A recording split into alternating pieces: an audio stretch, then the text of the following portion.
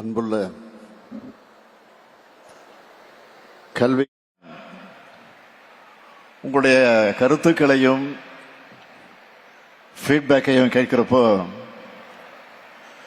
நாம உழைக்கிற உழைப்புக்கான பலன் நம்ம கண் முன்னாடியே தெரியும்னு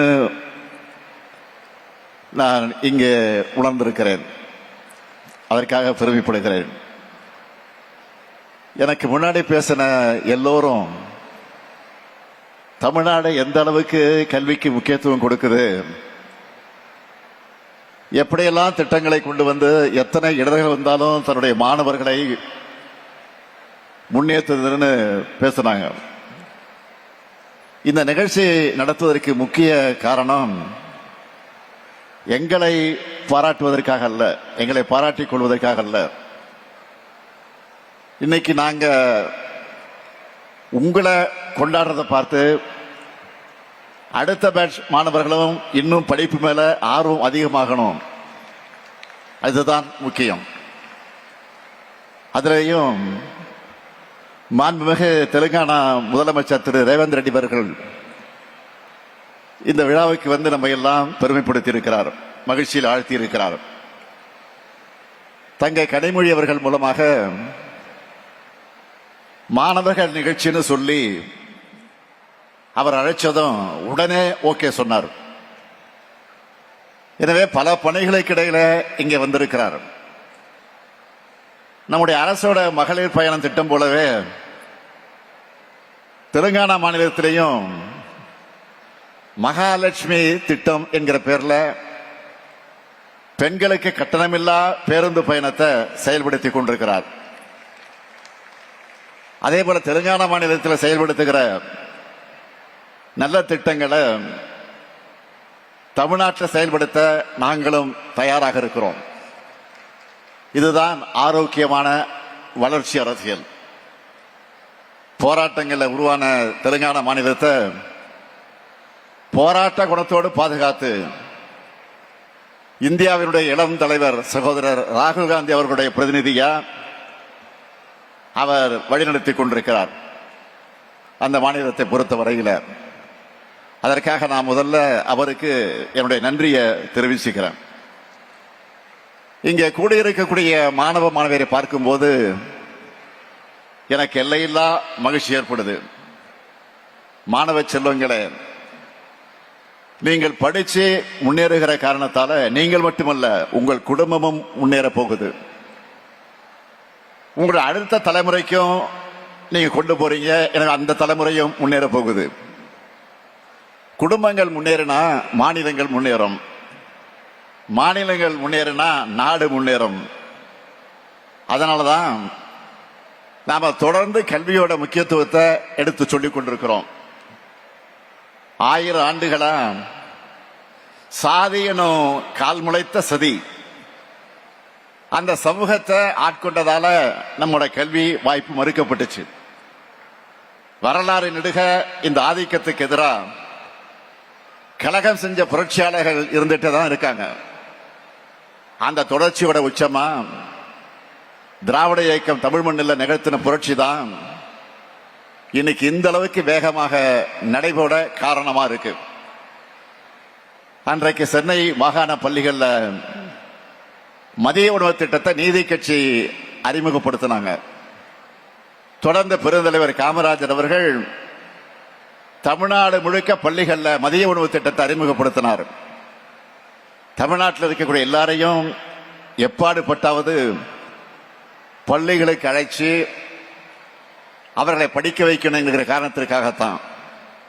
அதுதான் படிப்படியாக வளர்ந்து இன்னைக்கு நம்ம திராவிட மாடல் அரசு கொண்டு வந்திருக்கக்கூடிய காலை உணவு திட்டம் உருவாகி இருக்கு.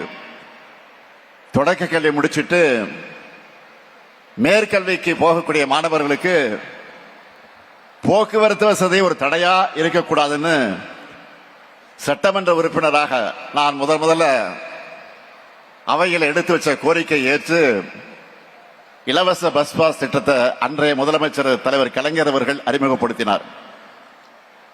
அடுத்து தலைவர் கலைஞர் கல்லூரிகளுக்கு முக்கியத்துவம் கொடுத்து கல்லூரி கல்விக்கு போக முதல் தலைமுறை பட்டதாரிகளுக்கு ஃபீஸ் இல்லைன்னு சொன்னார்.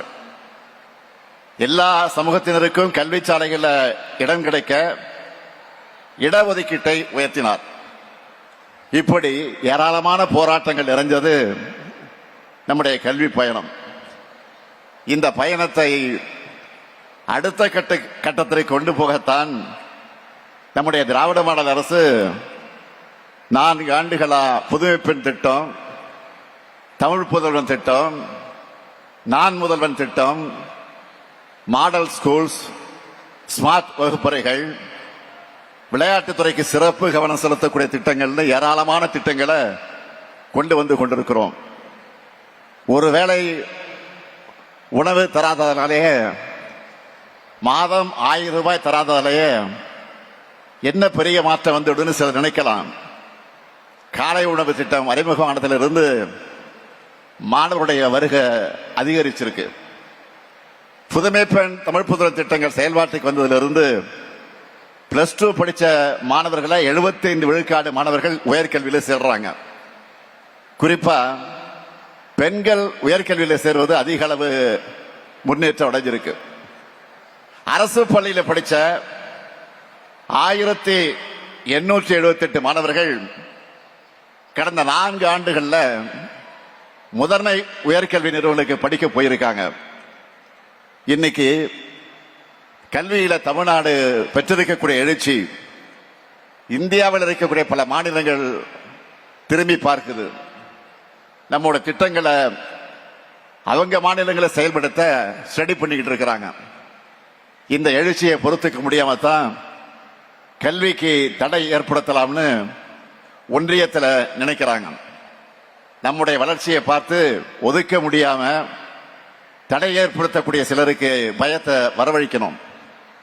நிச்சயம் நம்முடைய திட்டங்களாலும் உங்களுடைய அச்சீவ்மெண்டாலும் அது நடக்கும். என்னுடைய இலக்கு அனைவருக்கும் கல்வி, அனைவருக்கும் உயர்தர கல்வி. கல்வி நிலையங்களுக்குள்ள எந்த காரணத்திலும் எவர் ஒருவரும் வராமல் இருக்கக்கூடாது, தடுக்கப்படக்கூடாது. மாணவர்களான உங்களுக்கு நான் சொல்லிக்கொள்வது ஒன்னே ஒண்ணுதான், நம்ம அரசு உருவாக்கி தரக்கூடிய வாய்ப்புகள் எல்லாம் நீங்கள் பயன்படுத்திக்கிட்டு உயர உயர பறக்கணும். அதை பார்த்து வாங்க மகிழ்ச்சி அடையணும். அப்படிப்பட்ட மகிழ்ச்சியை தான் இங்கே பேசின பலர் கொடுத்திருக்கீங்க, இனியும் கொடுத்துக்கிட்டே இருக்கணும். நீங்க யூஜி முடிச்சிட்டு வேலைக்கு போனாலும், நல்ல வேலையில டாப் பொசிஷன்ல போயிருந்தாலும் பிஜியும் படிக்கணும், ஆராய்ச்சி படிப்புக்கும் போகணும். உலகம் ரொம்ப பெருசு. உங்களுடைய வெற்றி எல்லா திசைகளிலும் எதிரொலிக்கணும். நீங்கள் தொடர்ந்து படிங்க. உங்களுடைய படிப்புக்கு துணையாக உங்களுக்கு வேலைவாய்ப்புகளை உருவாக்க இந்த முத்துவேல் கருணாநிதி இருக்கேன். கல்வியிலே சிறந்த தமிழ்நாடு, கல்வியிலே உயர்ந்த தமிழ்நாடா மாறணும்